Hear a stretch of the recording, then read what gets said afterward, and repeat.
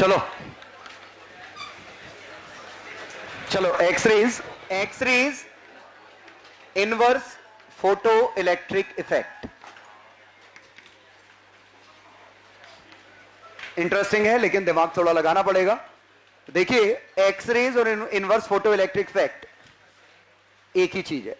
अब ये inverse photoelectric effect क्या है, तो पहले फोटो इलेक्ट्रिक इफेक्ट फिर से रिकॉल करते हैं क्या था हमारा। ये प्लेट थी, इस पर फोटॉन्स गिर रहे थे, इलेक्ट्रॉन्स निकल रहे थे। हमारी बैटरी इन इलेक्ट्रॉन को सपोर्ट करेगी, तो कुछ ऐसा था। ये हमारी प्लेट थी और इसे हम कैथोड कहते हैं। ये वाला पार्ट एनोड था। बैटरी की पोलैरिटी समझ इस तरह थी। पोलैरिटी समझ में आई? ये इलेक्ट्रॉन्स को खींच रहा था। थोड़ा बड़ा कर देते हैं इसको कि हम बाकी इंफॉर्मेशन इसी के अंदर लिख लें। अब यहां एनर्जी, काइनेटिक एनर्जी की वैल्यू यहां 0 से HF-5 थी, और जब यहां पहुंचे तो EV से लेके kinetic energy HF-5 plus EV। पक्का याद आ गया? क्योंकि यहां इसकी एनर्जी और जुड़ गई। मान रहा हूं सैचुरेशन है, मतलब सभी के सभी वहां पहुंच रहे हैं। तो इसमें हमने लाइट डाली। लाइट की फ्रीक्वेंसी इसकी थ्रेशोल्ड फ्रीक्वेंसी से ज्यादा थी, ये हमने मान लिया है कि एक पर्टिकुलर फ्रीक्वेंसी के ऊपर ये इफेक्ट आया। मतलब फोटोन गिरे, इलेक्ट्रॉन ने एनर्जी एब्जॉर्ब की और इलेक्ट्रॉन काइनेटिक एनर्जी लेके बाहर आए। लेकिन उस दौरान कई कॉलिजन्स हुए हैं, तो उन्होंने अपनी एनर्जी भी लूज की है। कुछ बाहर आ पाए, कुछ नहीं भी आ पाए। जो बाहर आ पाए उनको हमने एनोड से भेजा, यहां से एमीटर से रीड किया और ये वापस से करंट आ गया। ये हमारा फोटो इलेक्ट्रिक इफेक्ट था। क्लियर? और इसमें ऑब्वियसली हमारे ग्राफ भी थे कुछ।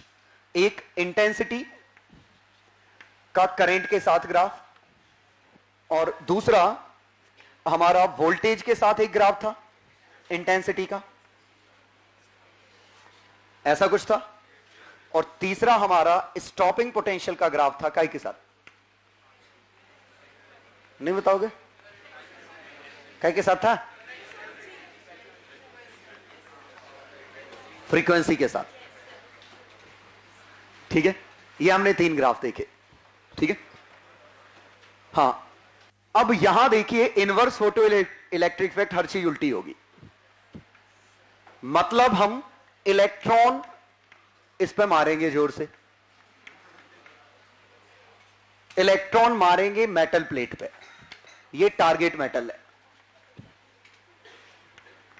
टारगेट मेटल पे इलेक्ट्रॉन मारेंगे हम, और चूंकि इलेक्ट्रॉन को इस तरफ खींचना है, तो मेरी बैटरी ऐसी होनी चाहिए, उल्टी लगी है। लेकिन उससे भी बड़ी समस्या ये इलेक्ट्रॉन पैदा करने हैं हमें। और ये इलेक्ट्रॉन इस प्लेट से टकराएंगे, फोटॉन्स बाहर निकलेंगे। इलेक्ट्रॉन टकराएंगे प्लेट से, फोटॉन्स बाहर निकलेंगे, जस्ट उल्टा। और सही बात है, इलेक्ट्रॉन टकराएंगे और मेटल से कोलिजन के कारण ये अपनी काइनेटिक एनर्जी लूज करेंगे। और ये काइनेटिक एनर्जी लूज करेंगे, तो जो लॉस इन काइनेटिक एनर्जी है वो फोटॉन्स के फॉर्म में दिखाई देगा। ठीक है, तो ये आया। लेकिन मुझे यहां ये इलेक्ट्रॉन पैदा करने हैं। याद करिए, यहां पे मैंने कहा था ये वोल्टेज कितना भी बढ़ा दो, करंट कांस्टेंट हो गया था, क्योंकि ये नए इलेक्ट्रॉन पैदा नहीं कर सकता। इलेक्ट्रॉन कितने निकलेंगे वो तो ये डिसाइड करेगा। तो ये खुद तो नए इलेक्ट्रॉन पैदा नहीं कर सकता, तो ये यहां पैदा नहीं कर सकता, तो इधर भी पैदा नहीं कर सकता। हमें इलेक्ट्रॉन का सोर्स कोई और चाहिए, और वो कोई और ये हमारा फिलामेंट है। हीटिंग फिलामेंट मतलब एक ऐसा मटेरियल जिसको गर्म करने पे इलेक्ट्रॉन्स बाहर निकलते हैं। ये थर्मायोनिक इमिशन है।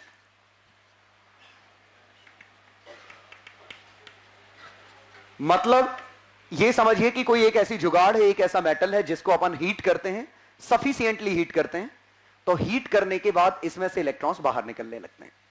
लेकिन ये थर्मल इलेक्ट्रॉन है, तो जो इलेक्ट्रॉन यहां बाहर निकले हैं उनके पास काइनेटिक एनर्जी काफी कम है। याद करिए, थर्मल एनर्जी 0.01 इलेक्ट्रॉन वोल्ट, कम है।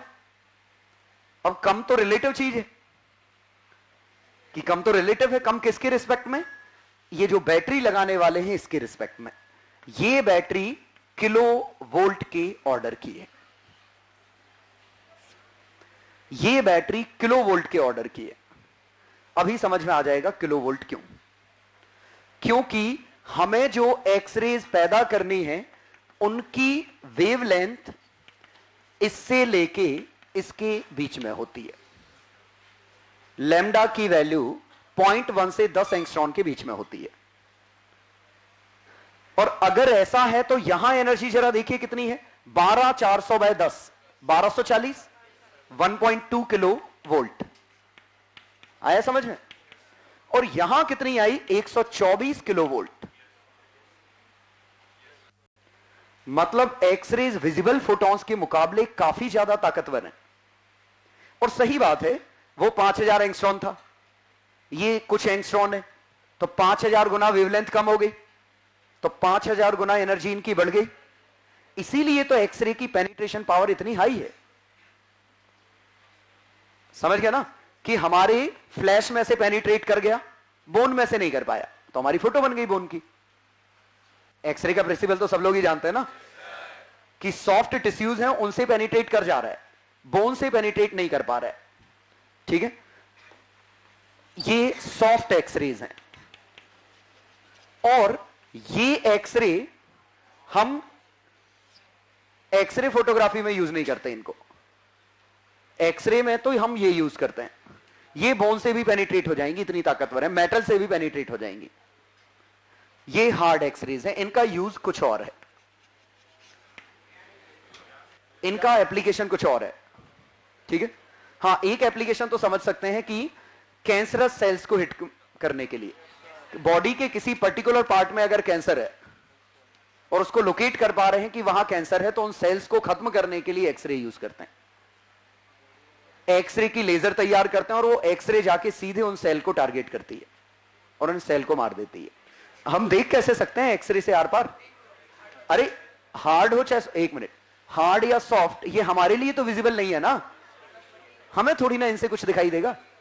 कंप्यूटर इनसे देख सकता है, और कंप्यूटर देखेगा तो कलर फोटो थोड़ी बनेगी, कंप्यूटर सिर्फ ब्राइट और डार्क बनाएगा। मतलब क्या हुआ, ऐसे समझिए, ये हाथ की मुझे फोटो चाहिए थी, हम फोटो कैसे देखते हैं, लाइट गिरती है, उसका रिफ्लेक्शन हमें दिखता है, यही होता है। हमने एक्सरे भेजी, एक्स का रिफ्लेक्शन देखा, ऑब्वियसली नेकेड आई से नहीं दिखेगा, 4000 से 8000 एंगस्ट्रॉन चाहिए उसके लिए, तो नेकेड आई से नहीं दिखेगा। हमने कोई एक कैमरा लिया जो सेंस कर सकता है इस फ्रीक्वेंसी को, इस पर लाइट भेजी, रिफ्लेक्ट होके आई, कैमरे ने सेंस किया। लेकिन समझ में आ रहा है कि हमारे फ्लैश से या टिश्यूज से तो रिफ्लेक्ट होगा नहीं, उससे तो पेनिट्रेट करके अंदर चला गया। रिफ्लेक्ट कैसे हुआ, बोन से, तो वहां जो एनर्जी हुई, वहां लाइट सिर्फ बोन से पहुंच रही है, तो वहां फोटो बोन की बनेगी। तो जहां लाइट पहुंच रही है वहां व्हाइट कलर है, जहां से नहीं पहुंच रही वहां डार्क कलर है। हाँ, ये यूज करते तो ये बोन्स की भी फोटो नहीं बनाती, उनसे भी पेनिट्रेट हो जाती शायद।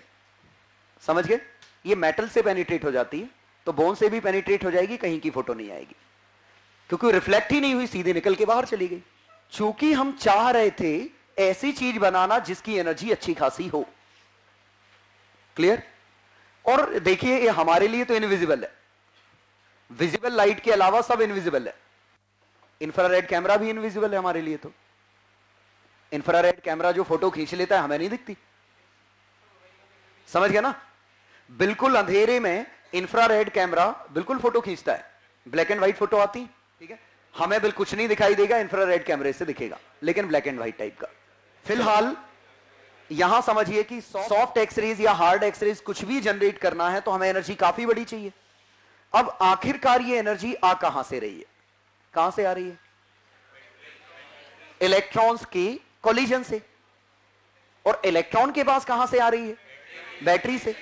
और आपको इस ऑर्डर के फोटॉन्स चाहिए तो आपके इलेक्ट्रॉन के पास इस ऑर्डर की काइनेटिक एनर्जी होनी चाहिए। एक और बहुत बड़ा मुद्दा है यहां पे, इलेक्ट्रॉन के पास काइनेटिक एनर्जी तो इतनी ज्यादा है, लेकिन फोटोन तब निकलेगा बड़ा जब ये अपनी सडन एनर्जी लूज करेगा।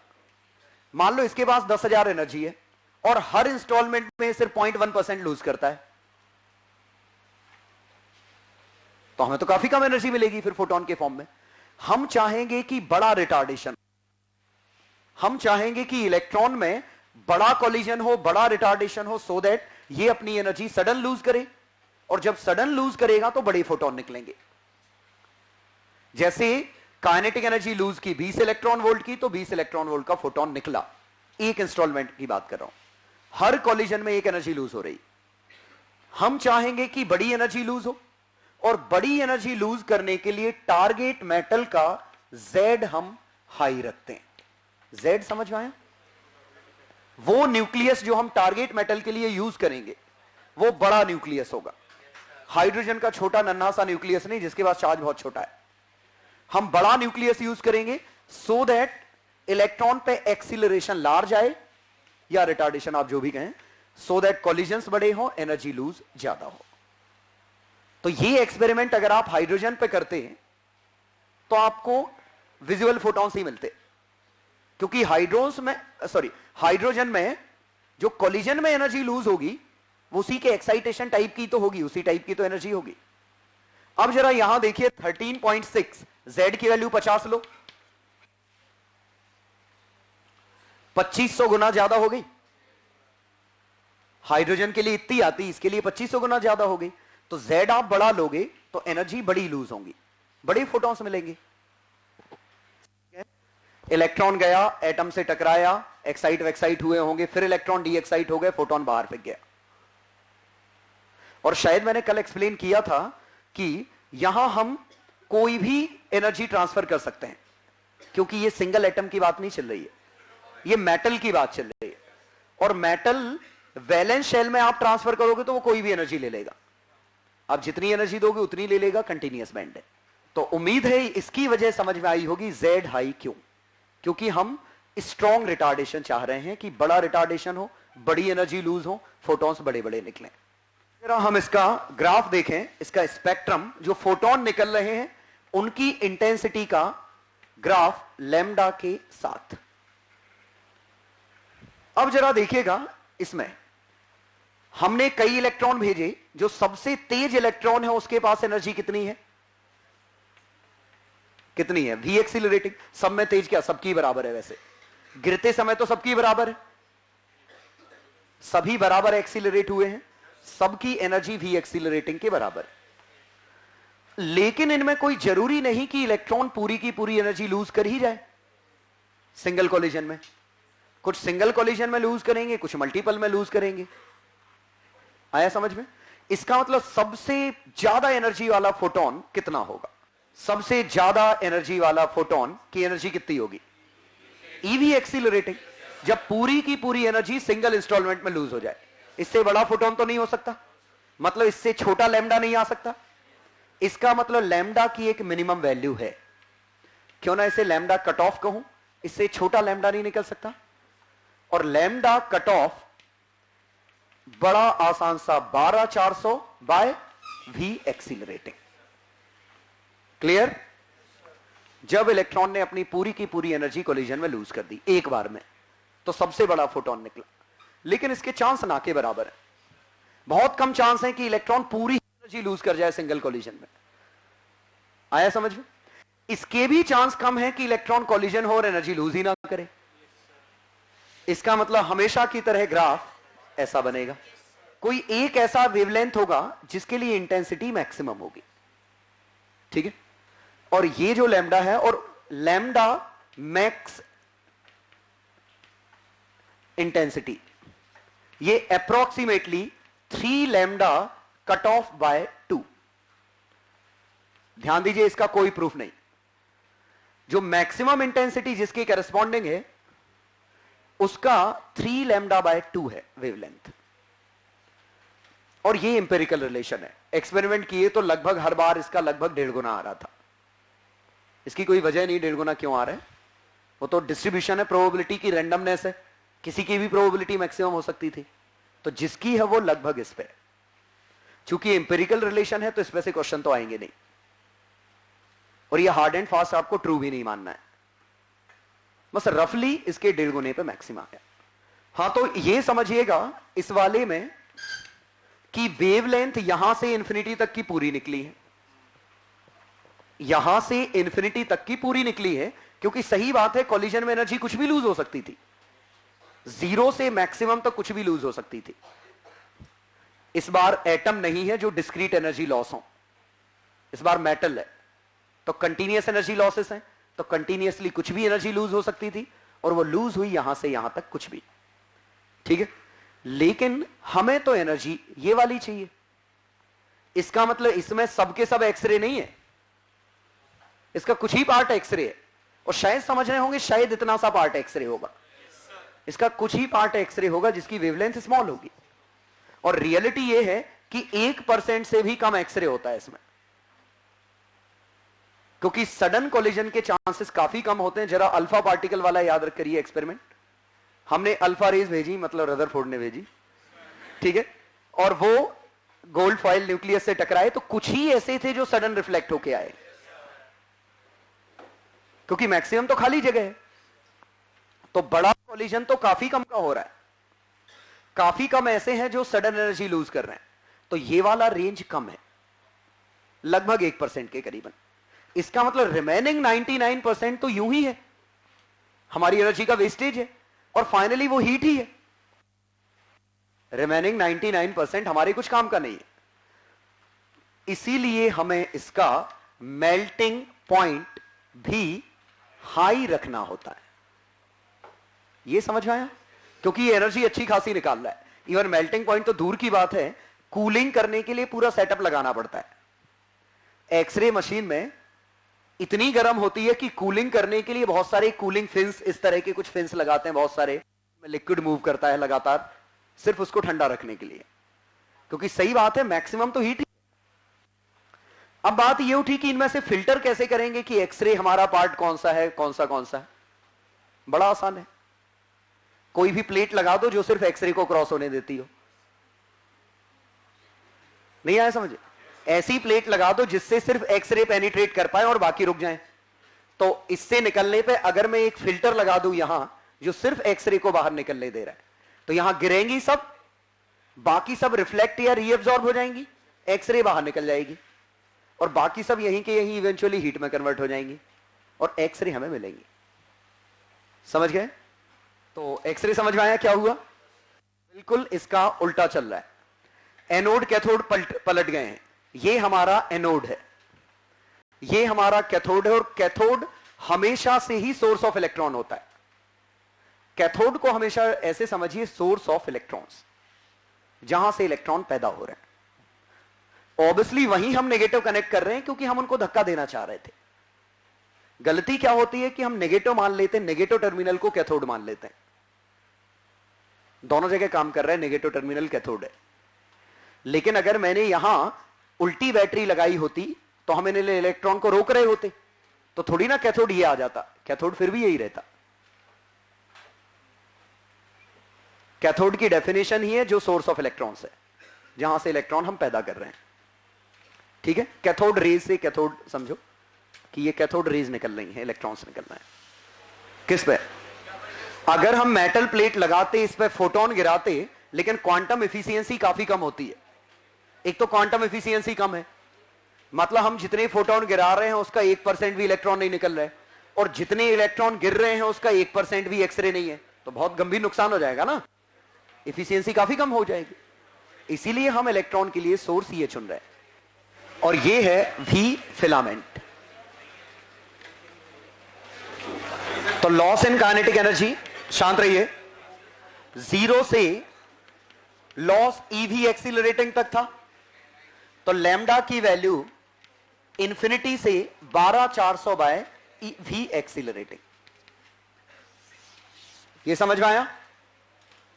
ये वाला पार्ट यहां का है, और अंडरस्टूड है वैक्यूम यहां भी था, वैक्यूम वहां भी है, और वैक्यूम का पर्पस समझ में आ गया होगा कि हम नहीं चाहते इलेक्ट्रॉन अपनी एनर्जी वहीं लूज कर जाए। हाई जेड मतलब 30 से 60 के बीच में।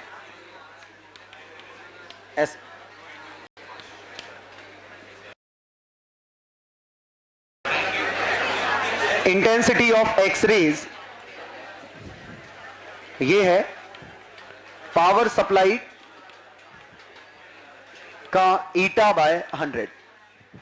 पावर सप्लाइड है वी एक्सीलरेटिंग इनटू करंट। ईटा है एफिशिएंसी ऑफ ट्यूब। इफिशियंसी मतलब हमने टोटल पावर कितनी दी, उसका कितना परसेंटेज एक्सरे में जा रहा है, ठीक है। और जनरली ये लेस देन 1% होती है। हमने टोटल पावर कितनी दी, V accelerating into I current है, ये टोटल पावर दी, इसका ईटा बाय 100 ये एक्सरेज में जा रहा है। आया समझ में? अब जरा देखते हैं कौन सी चीज किस पे डिपेंड करती है। से नंबर ऑफ इलेक्ट्रॉन्स इमिटेड पर सेकेंड, या इसी को मैं कहता हूं करंट, किस पे डिपेंड कर रहा है? डिपेंड्स ऑन, बताओ, Z, V accelerating, V filament. बिल्कुल सही, समझ गए? हाँ। दूसरा, इंटेंसिटी ऑफ एक्स रेज, ये किस पे डिपेंड करता है? Z, V accelerating, V filament. Filament समझ में आया क्यों? क्योंकि ये करंट वाला टर्म इस पे डिपेंड कर रहा है और ये इस पे डिपेंड कर रहा है।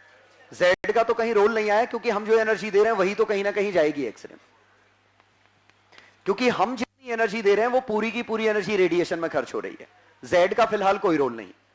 और तीसरा, अगर मैं इसमें लिखूं cut off wavelength, cut off wavelength Z पे V एक्सीलरेटिंग, V फिलामेंट।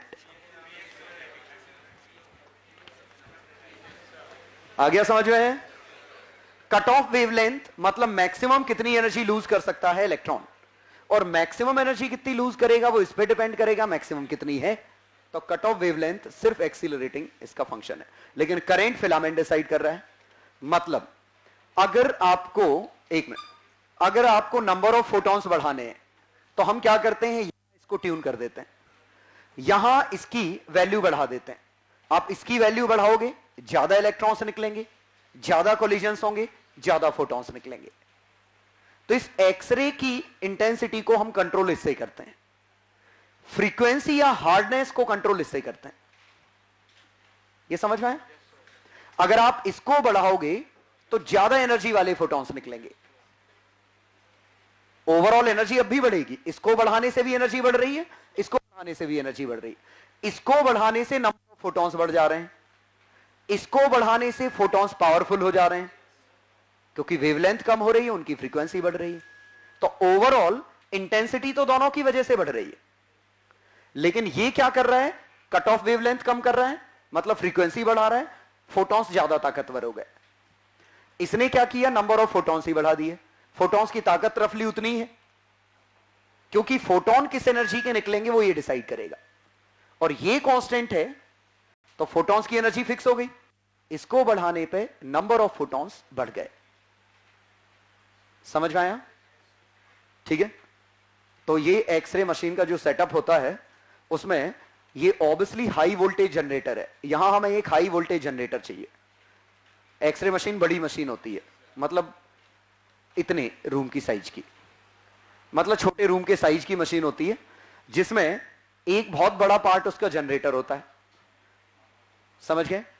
एक पार्ट ऑब्वियसली ये है, और बाकी सब मतलब मैक्सिमम जगह ये होगा, हीटिंग की जुगाड़ होगी, कि हीट की जुगाड़ करने के लिए। अब यहां पे देखिएगा आपने, अगर कभी एक्सरे करवाया हो तो कुछ देर मशीन चालू रहती है, फिर एक्सरे होता है। मतलब अगर वो बंद रखी होगी ना तो कुछ देर वेट करना पड़ता है। क्या वजह है वो वेट करने की? ये फिलामेंट गर्म होता है, क्योंकि ये गर्म होगा, एक पर्टिकुलर एनर्जी लेगा, तब इलेक्ट्रॉन बाहर निकलेंगे। क्योंकि ये तो तुरंत उनको एक्सीलरेट करा देगा, लेकिन पहले यहां से तो बाहर निकले।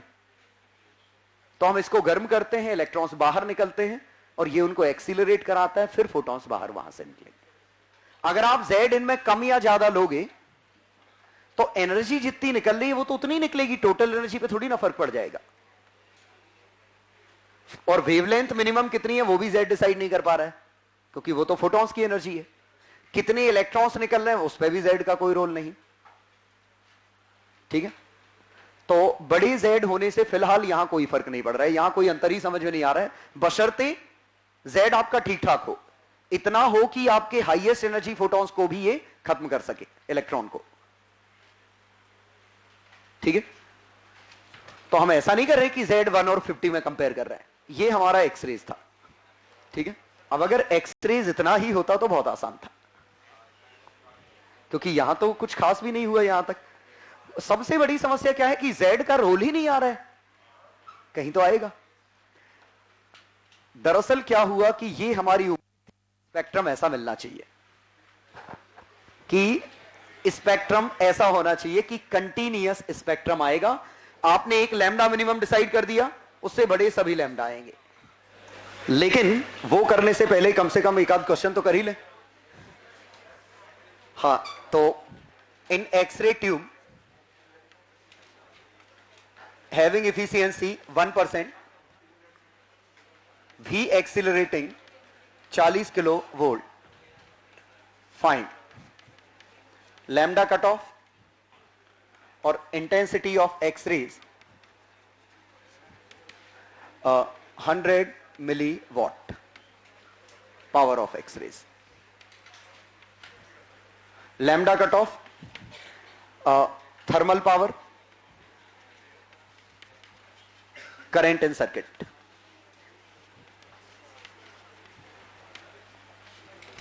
या number of electrons generated by filament per second।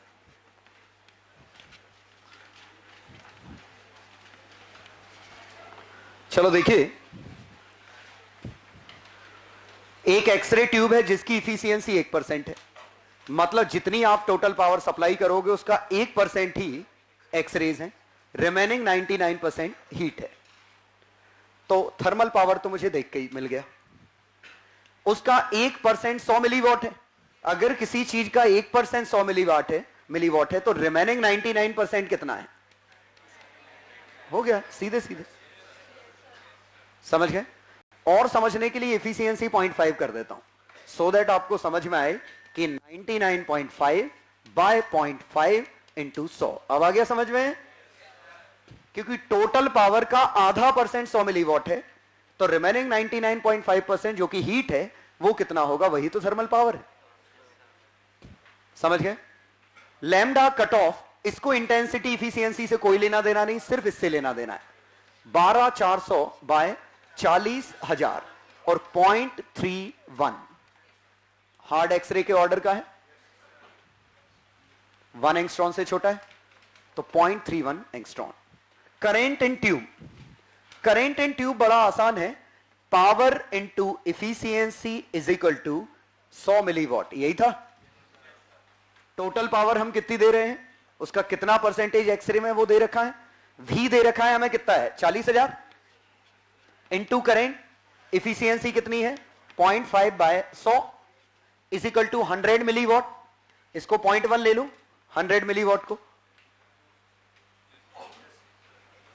100 से 100 काट दिया, 0.1 से 5 काट दिया, करंट आया 1 बाय 2000, 1 बाय 2000, 0.5 मिली एम्पियर। ये करंट है। नंबर ऑफ इलेक्ट्रॉन्स जनरेटेड पर फिलामेंट पर सेकेंड, ये जबरदस्ती का फर्जी है। क्या आया 0.5 मिली बाय 1.6 इंटू 10⁻90। करेंट कितना था, इलेक्ट्रॉन के चार्ज से डिवाइड कर दो तो नंबर ऑफ इलेक्ट्रॉन्स पर सेकेंड जो इमिट होंगे वही है। एक्सरे ट्यूब की इफिशियंसी 0.5% है, मतलब जितनी टोटल पावर है उसका आधा % एक्सरे में जा रही है, तो कितना % हीट में जा रहा है 99.5। किसी चीज का आधा % गिवन है तो उसका 99.5% कैसे निकालोगे? ऐसे ही निकालोगे ना, आधा % इतने के बराबर तो 99.5 कितने के बराबर। हाँ, बस मैं ये कहना चाह रहा हूं, यहां तक जो एक्सरे हमने पढ़ा वो बिल्कुल एक्सट्रीम कॉमन सेंस है, ना कोई फॉर्मूला है ना कुछ है।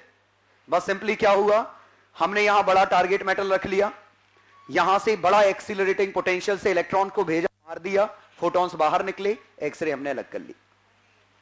समझ गए? जितना बड़ा वोल्टेज आप दोगे उतना ज्यादा इलेक्ट्रॉन्स तेज होंगे, उतना ज्यादा एनर्जी लूज होगी पर इलेक्ट्रॉन, उतना ज्यादा फ्रीक्वेंसी के फोटोन निकलेंगे। तो दो वोल्टेज थे, एक फ्रीक्वेंसी को कंट्रोल कर रहा है, एक नंबर ऑफ फोटॉन्स को कंट्रोल कर रहा है। क्वेश्चन करो पेज 40 इलस्ट्रेशन 36 और DCT 6 के 1, 2, 7 ये क्वेश्चन करो।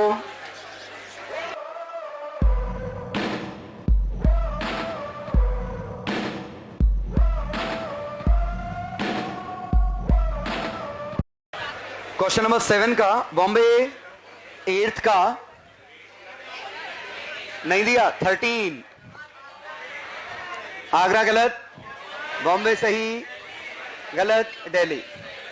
अंग्रेजी potential difference between filament and target, ये V एक्सीलरेटिंग है। Potential difference between filament and target. अब देखिए ये जो ट्यूब बनी थी, यहां फिलामेंट था, यहां टारगेट था, इनके बीच का पोटेंशियल डिफरेंस V एक्सीलरेटिंग ही है।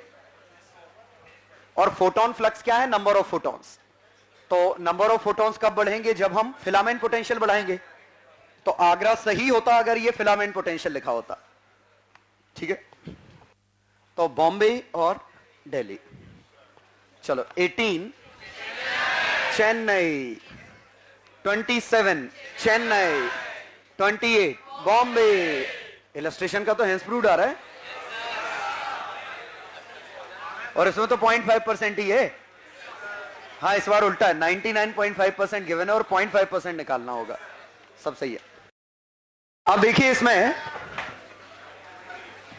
हम ये उम्मीद कर रहे थे कि स्पेक्ट्रम ऐसा आएगा, कंटीन्यूअस स्पेक्ट्रम, लैम्डा मिन से इंफिनिटी के बीच के सभी लैम्डा मिलेंगे। तो किया क्या कि यहां से जो एक्सरे से फोटॉन्स निकल रहे थे, इन फोटॉन को एक स्ट्रॉन्ग प्रिज्म से पास कराया, तो ये ऑब्वियसली बेंड हो गए, वेवलेंथ के हिसाब से अलग अलग डायरेक्शन में बेंड होंगे। समझ गए?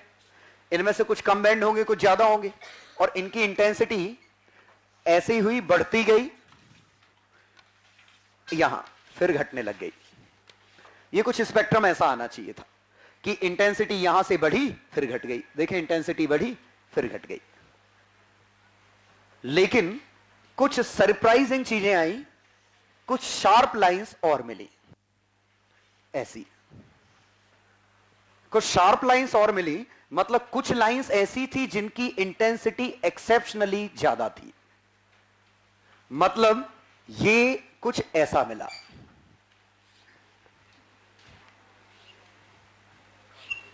मतलब इंटेंसिटी, कुछ वेवलेंथ ऐसी थी जिनकी इंटेंसिटी अपने नेबरहुड में काफी ज्यादा थी, एकदम से ब्राइट लाइंस थी, यहां काफी ज्यादा, यहां काफी ज्यादा, यहां काफी ज्यादा। तो जो हमारा कंटीन्यूअस स्पेक्ट्रम था, जो हम मान रहे थे कि कंटीन्यूअसली एनर्जी एक जगह से दूसरे, एक वेवलेंथ से दूसरे में है, अब भी वहां से वहां है, लेकिन कुछ वेवलेंथ ऐसी हैं जिनकी इंटेंसिटी काफी ज्यादा है। ठीक है, तो अब यह पता करना था आखिरकार ऐसा क्या हो गया कि कुछ पर्टिकुलर को अचानक इंटेंसिटी ज्यादा मिल गई, इनको इंटेंसिटी ज्यादा, इनको ज्यादा। इसका मतलब यह ऐसा हो गया कि ये पर्टिकुलर फोटॉन्स निकलने की प्रोबेबिलिटी हाई है। ये समझ आया? जैसे पहले ग्राफ ऐसा था, इंटेंसिटी फ्रीक्वेंसी वेवलेंथ का, इसकी प्रोबेबिलिटी काफी कम थी। इस एनर्जी के लूज होने की प्रोबेबिलिटी, मतलब पूरी की पूरी एनर्जी लूज हो जाए, प्रोबेबिलिटी कम है। एनर्जी बिल्कुल लूज ना हो, इसके भी चांसेस कम है। प्रोबेबिलिटी बढ़ती गई, मैक्सिमा पे पहुंची, फिर घटने लग गई, फिर ऐसा हुआ। तो ये बात समझ में भी आ रही थी। लेकिन यहां क्या हुआ कि अचानक कुछ पर्टिकुलर की इंटेंसिटी बिल्कुल ज्यादा थी, मतलब कुछ ऐसी वेव्स थी जिनके निकलने की प्रोबेबिलिटी ज्यादा थी। या मैं कहूं कुछ पर्टिकुलर कोलिजन्स ऐसे हैं या कुछ पर्टिकुलर लॉस ऐसे हैं जिनकी प्रोबेबिलिटी हाई है। यह तो काफी हद तक ऐसा लग रहा है जैसे हाइड्रोजन में हुआ था कि हाइड्रोजन, जरा देखिएगा, यहां से मैं फोटोन फेंक रहा हूं, इनकी काइनेटिक एनर्जी मैंने मान ली 0 से 20 इलेक्ट्रॉन वोल्ट के बीच की। आया समझ में?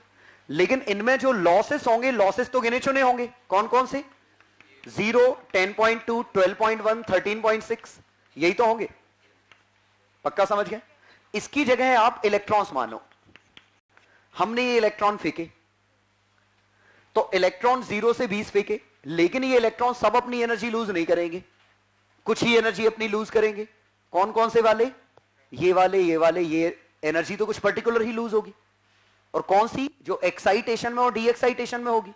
तो हाइड्रोजन एक्साइट होगा, डी एक्साइट होगा, फोटॉन्स निकलेंगे। तो फोटॉन्स तो सिर्फ इसी टाइप के निकलेंगे, 1.9 वगैरह एटसेट्रा बीच में कुछ आएंगे डी एक्साइटेशन के समय। मतलब यहां ये चीजें क्वांटाइज्ड हैं, मतलब यहां कुछ पर्टिकुलर लॉस को ही फेवर किया जा रहा है, हर लॉस अलाउड नहीं है, कुछ पर्टिकुलर लॉस ही हो रहे हैं सो दैट पर्टिकुलर फोटॉन्स निकले। तो अब ये देखा आखिरकार ये जो कुछ पर्टिकुलर लॉस को हम फेवर कर रहे हैं कि कुछ पर्टिकुलर लॉस ज्यादा बार हो रहे हैं, तो वो डिपेंड किस पे कर रहे हैं, पहले ये पता करने की कोशिश की। ठीक है, तो इसके लिए क्या किया कि ग्राफ बनाया। पहले ग्राफ ये था, ये शुरू के 2 शार्प कॉर्नर देख लो, सिर्फ 2 शार्प कॉर्नर जो पॉइंट है उनकी स्टडी कर रहे हैं, कोई भी 2 जिन पे इंटेंसिटी मैक्सिमम थी। अब हमने क्या किया, वोल्टेज V है, Z है। अब हमें पता तो है नहीं ये वोल्टेज पे डिपेंड कर रहा है कि Z पे डिपेंड कर रहा है, तो मैंने क्या किया, वोल्टेज बढ़ा दिया, Z वही रखा। वोल्टेज बढ़ाया तो नो डाउट ग्राफ पीछे खिसकेगा। ये समझ में आया? इलेक्ट्रॉन ज्यादा एनर्जी लेके जाएंगे, लेकिन ग्राफ बड़ा ही सरप्राइजिंग सा लगा।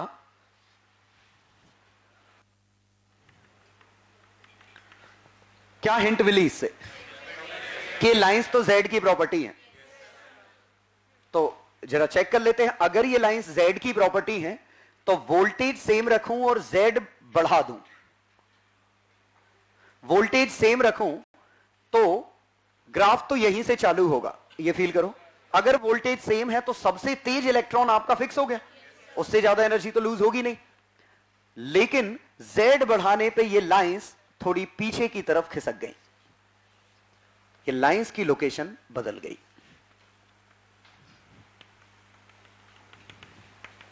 ये मतलब वोल्टेज चेंज कर रहा था तो लाइंस जहां थी वहीं मिली ग्राफ में। इसका मतलब ये लाइन वोल्टेज का तो फंक्शन थी नहीं, अब Z का फंक्शन है। तो अब हमने क्या किया, वोल्टेज सेम रखा और Z बढ़ा दिया। Z बढ़ाने पे ये जो पीक पॉइंट्स हैं ये लेफ्ट खिसक गए। लेफ्ट खिसक गए मतलब इनकी एनर्जी बढ़ गई होगी। ग्राफ में पीछे खिसकना मतलब वेवलेंथ घटना, मतलब एनर्जी बढ़ना, मतलब उन फोटॉन्स की एनर्जी ज्यादा आई, मतलब मैक्सिमा कहीं और मिल रहा है। तो यहां ये समझ में आया कि ये जो शार्प कॉर्नर्स मिल रहे हैं ये Z की प्रॉपर्टी है, वोल्टेज की प्रॉपर्टी नहीं है। वोल्टेज की प्रॉपर्टी तो ये है कि ग्राफ कहां से चालू हो रहा है। ठीक है, अब जब ये एक्सपेरिमेंट किया अलग अलग Z के लिए, बहुत सारे Z के लिए एक्सपेरिमेंट किया, ऑब्वियसली 30 से 60 मतलब 25-30 बार एक्सपेरिमेंट किया।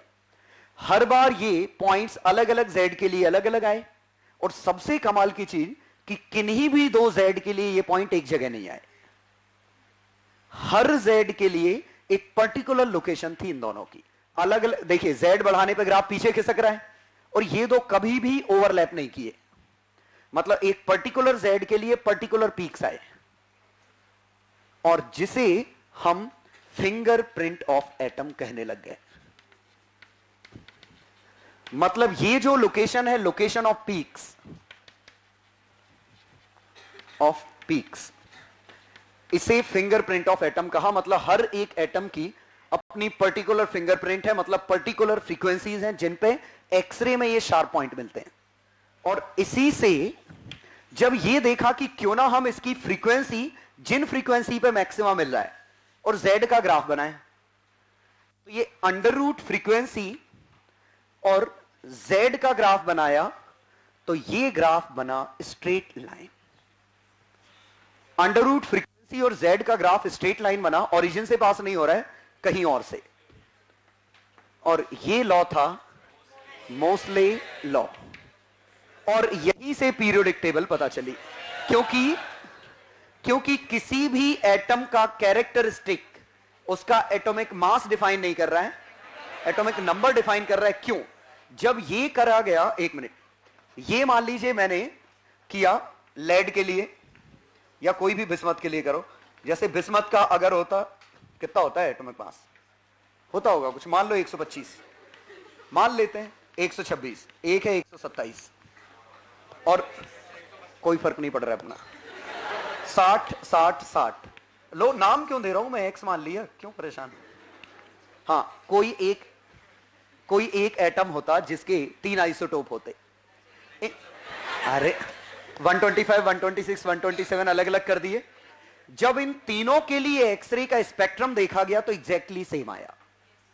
इन तीनों के लिए एक्सरे में पीक्स बिल्कुल कोइंसाइड करी, और कोइंसाइड करने से यह समझ में आया कि ये तो गड़बड़ है, इनसे डिफरेंशिएट आप नहीं कर सकते। मतलब एटम की प्रॉपर्टी एटॉमिक मास डिफाइन नहीं कर रहा है, एटॉमिक नंबर डिफाइन कर रहा है। समझ गए? अगर एटॉमिक नंबर डिफरेंट है तो ये डिफरेंट है, एटॉमिक नंबर सेम है तो आंसर सेम आया। सो ये पता चला कि कैटेगराइजेशन इसकी जगह इस पे बेस होना चाहिए। ठीक है, तो यहां से पीरियोडिक टेबल बनी, और जहां रूट फ्रीक्वेंसी और जेड का जब ग्राफ देखा तो कुछ ऐसा आया। ठीक है, अब यहां पे हमें यह पता करना जरूरी है कि ये रूट फ्रीक्वेंसी और जेड में आखिरकार रिलेशन कैसा है या स्ट्रेट लाइन क्यों है। ठीक है, फिलहाल तो ये दिख रहा है कि इससे अगर हम बनाते तो ए जेड माइनस बी टाइप का बनता, दिख रहा है, और ये पॉइंट बी है, बी इसका इंटरसेप्ट है, ए इसका स्लोप है, अंडर रूट फ्रीक्वेंसी के साथ लीनियर है। ये हमारा ग्राफ था, आ गया समझ में? और जो ए और बी है, A and B are constant independent of Z, और सही बात है, जेड पे इंडिपेंडेंट तो होने ही चाहिए, क्योंकि अगर ये जेड के ही फंक्शन होते तो लाइन स्ट्रेट कैसे होती? फिर लाइन स्ट्रेट है मतलब ये वाकई में कांस्टेंट है। ठीक है, इवन ये फिंगरप्रिंट कुछ इस तरह है कि मेटल डिटेक्ट करने के लिए भी इसको यूज करते हैं, कि एक अननोन ऑब्जेक्ट है, आपको नहीं पता किस मेटल का बना है। ठीक है, तो उस ऑब्जेक्ट का एक्सरे स्पेक्ट्रम देखिए, शार्प पॉइंट देखिए कहां आ रहे हैं, और आप ऑलरेडी जो टेबल बना रखी होगी, साइंटिस्ट ने हर मेटल के लिए एक टेबल बना रखी है कि इसके शार्प पॉइंट यहां आते हैं, इसके यहां आते हैं, इसके यहां आते हैं, उससे मैच कर लो, जिससे मैच कर गई वो आंसर है। आ गया समझ में? एलॉय पता करना है तो शार्प लाइंस ज्यादा आई होंगी, तो देख लो किन किन से मैच कर रही हैं, उनका कॉम्बिनेशन है। ठीक है, आया यहां तक समझ में? अब जरा देखते हैं इससे हम हिंट क्या क्या ले सकते हैं। Under root frequency A Z minus B, it's directly proportional to Z minus B. Frequency is directly proportional to Z minus B का होल स्क्वायर। आया समझ में? एच का मल्टीप्लाई कर दूं तो energy of photon is directly proportional to Z minus B का whole square. अब ये जेड माइनस बी, ये जेड स्क्वायर टाइप का कुछ तो देखा देखा लग रहा है कि एनर्जी जेड स्क्वायर के प्रोपोर्शनल थी, ये तो था में, लेकिन यहां जेड स्क्वायर के नहीं, जेड माइनस बी के होल स्क्वायर के प्रोपोर्शनल है। तो हो सकता है हम ऐसा मान लें कि ये न्यूक्लियस जेड है, यहां डिस्टेंस आर पे बात कर रहे थे, और यहां जो इलेक्ट्रॉन्स हैं उनकी वजह से कुछ स्क्रीनिंग हो गई होगी, तो जेड की जगह जेड इफेक्टिव यूज हो रहा होगा, जो कि जेड माइनस बी है। केमिस्ट्री में स्क्रीनिंग कांस्टेंट, और फिजिक्स के हिसाब से बहुत आसान है स्क्रीनिंग। क्या है कि मान लीजिए ये इलेक्ट्रॉन्स होते और मान लो ये एस शेल होती, इसका शेप स्फीयर होता है, बाहर इलेक्ट्रिक फील्ड कैलकुलेट करते तो इसका जो चार्ज है वो सेंटर पे रखा हुआ बिहेव करता।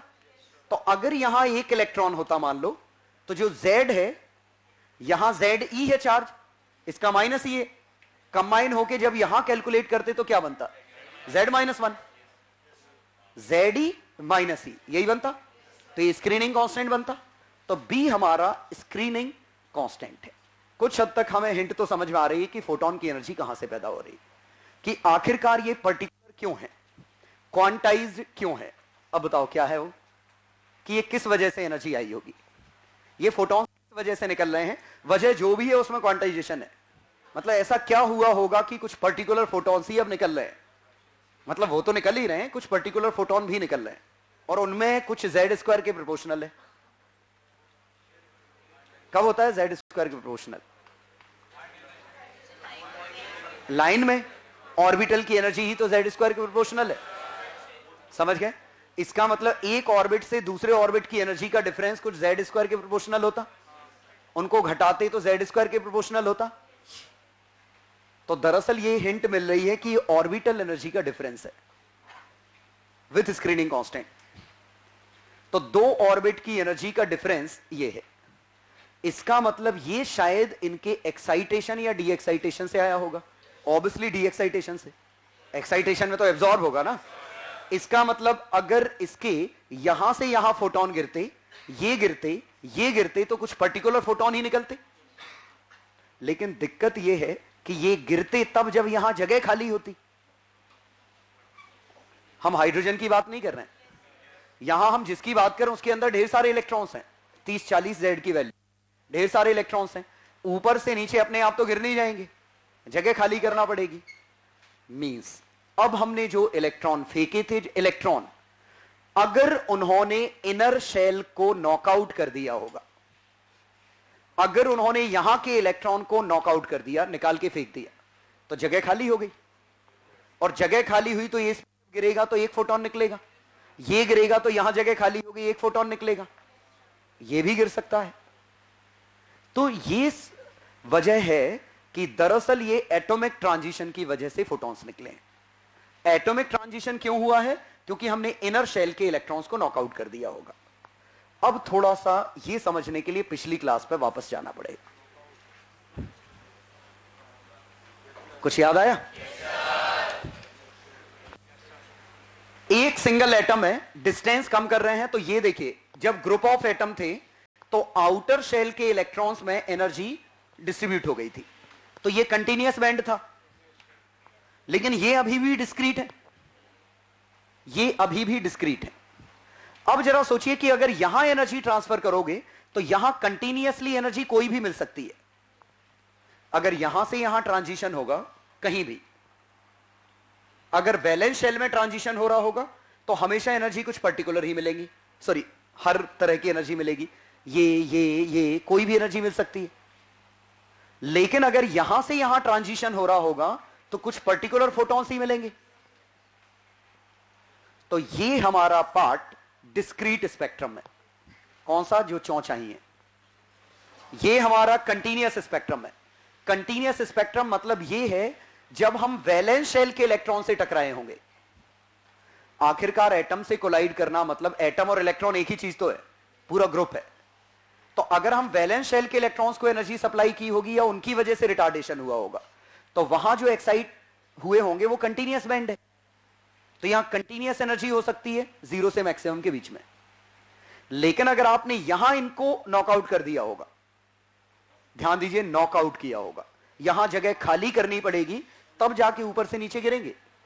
उस समय हर फोटोन बाहर नहीं निकलेगा, कुछ ही पर्टिकुलर फोटोन निकलेंगे, और दोनों प्रोसेस एक साथ चली आ रही हैं।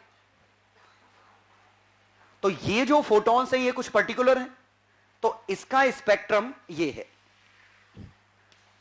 इसका स्पेक्ट्रम कुछ पर्टिकुलर फोटॉन्स ही है।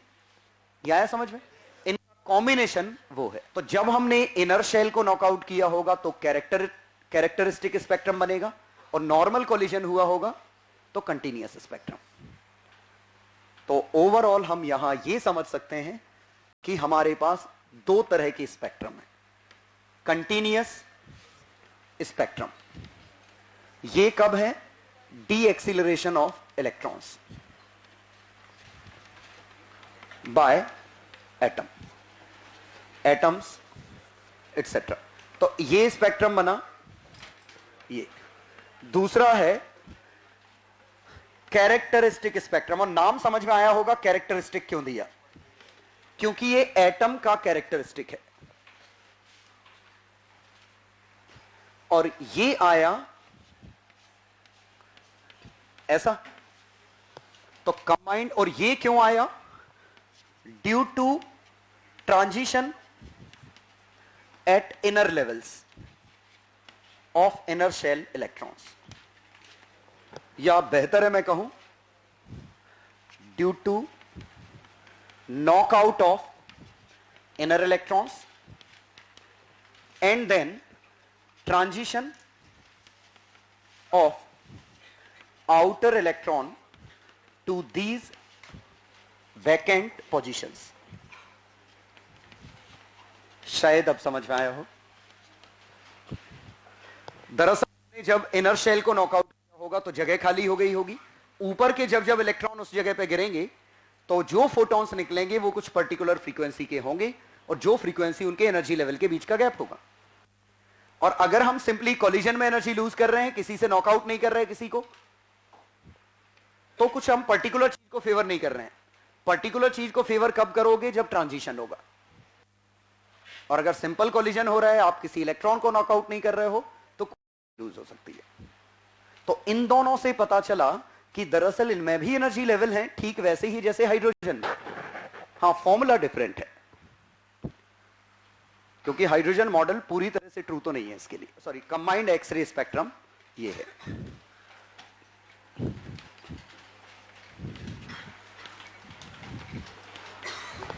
बस नाम और दे दें इनको तो बड़ा अच्छा रहे. ये के लाइन है, एल लाइन है, एम है.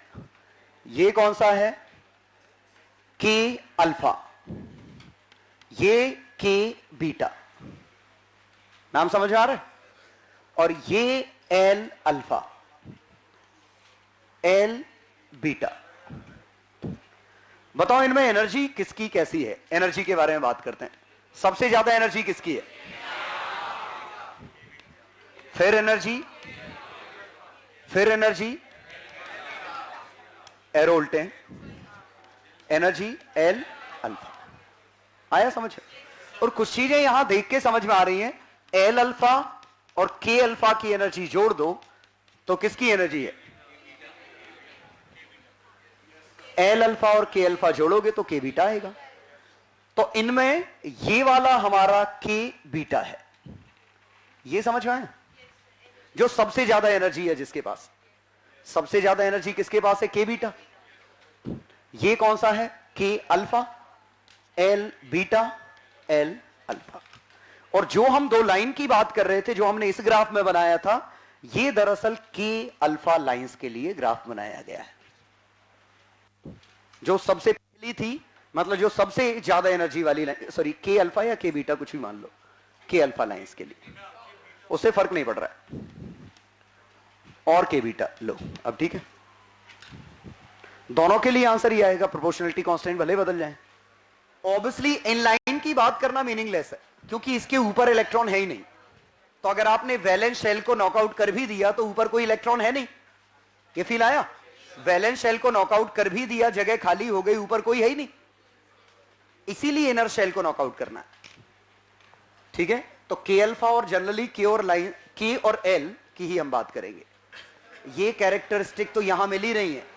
ये फ्रीक्वेंसी यहां भी मौजूद है, लेकिन सभी यहां मौजूद नहीं है.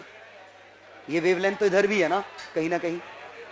इसकी हाइट इतनी और मिल गई, इसकी हाइट इतनी तो थी, इतनी और मिल गई. तो छोटा सा काम दिया मैंने. एचसीवी थ्योरी बता दूं कहां से कहां तक. HCV theory, X rays, first 3 pages plus DCT question 1 से 23.